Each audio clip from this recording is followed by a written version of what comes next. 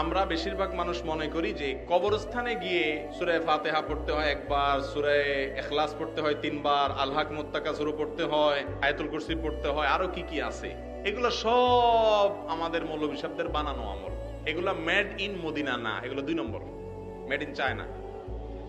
Made in Madina যদি জানতে চান, তো মেড ইন মদিনা হলো কবরস্থানে গিয়ে কবরবাসীকে সালাম দিবেন, সালামুন আলাইকুম দারা কওমিন মুমিনিন ওয়া ইন্না ইনশাআল্লাহু বিকুম লাহিকুন আনতুম লানা সালাফুন ওয়া নাহনু লাকুম তাবাউন।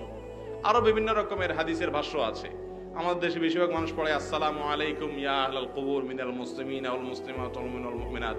যাই পড়েন সালাম দিবেন, কবরবাসীকে কি দিবেন? সালাম দিবেন। এর বেশি আর কিচ্ছু নেই। সেখানে যাই এই সমস্ত দোয়া দুরুদ এটা পড়তে হবে, এই সমস্ত কোনো নিয়ম নাই। এসব নিয়ম বানায় নিলে হুজুরদের সুবিধা, কারণ আপনারা জানবেন না, তখন বলবে পেমেন্ট করেন, আমরা করে দেব। বুঝতে পারছেন? যাই হোক, কবরস্থানে যে কোনো কোরআন তেলাওয়াত করার দরকার, ওখানে কবর জিয়ারত করতে যাবেন মূলত আপনার নিজের স্বার্থে। সেটা কি? যাতে ওখানে গেলে আপনার মরণের কথা স্মরণ হয়। নবীজি বলেছেন ইন্নী নাহাইতুকুম আন জিয়ারাতিল কুবুর। ইসলামের শুরুর দিকে কবর জিয়ারত নিষিদ্ধ ছিল। এরপরে বলেছেন ফাজুরুহাল আন ফাইন্নাহা তুযাক্কিরুকুমুল আখিরা। তোমরা এখন কবর জিয়ারত করো, কারণ কবরে গেলে আখিরাতের কথা স্মরণ হবে। আর যদি টাকা দিয়ে কবর জিয়ারত করান, তাহলে হুজুরে কবরস্থানে গিয়া আখিরাতের কথা স্মরণ না করে কবে কত দিব জানি আজকে। ঠিক না ভাই? ঠিক। হুজুর পয়সা চিন্তা করবে। তো যাই হোক, হুজুরদেরকে হাদিয়া দিবেন এমনি দিবেন, আবার কামলা খাটায়া কেন হাদিয়া দিবেন? তো খারাপ কথা। একজন আলেম, একজন ইমাম সাহেবকে তো এমনি হাদিয়া দিবেন, আবার কামলা খাটাবেন। হুজুর যান আমার বাবার কবর জিয়ারত করে আসেন, এবার কামলা খাটছে, এবার টাকা দেন। এটা কোনো সুন্দর জিনিস? ওলামাদের, নবীদের ওয়ারিস তাদেরকে এমনি হাদিয়া দিবেন? জি। তাহলে কবরের পাশে দাঁড়িয়ে কোনো সূরা কেরাত পড়ার নির্দেশ কোরআন হাদিসে কোথাও নাই।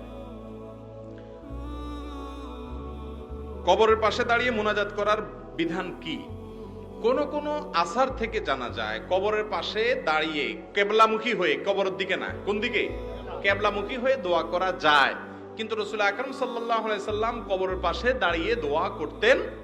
একটা জয়ীফ হাদিস থেকে পাওয়া যায়, ওই যে শবে বরাতের হাদিস, যে নবী সাল্লাল্লাহু আলাইহি সাল্লাম কবরের পাশে দাঁড়িয়ে দোয়া করেছেন।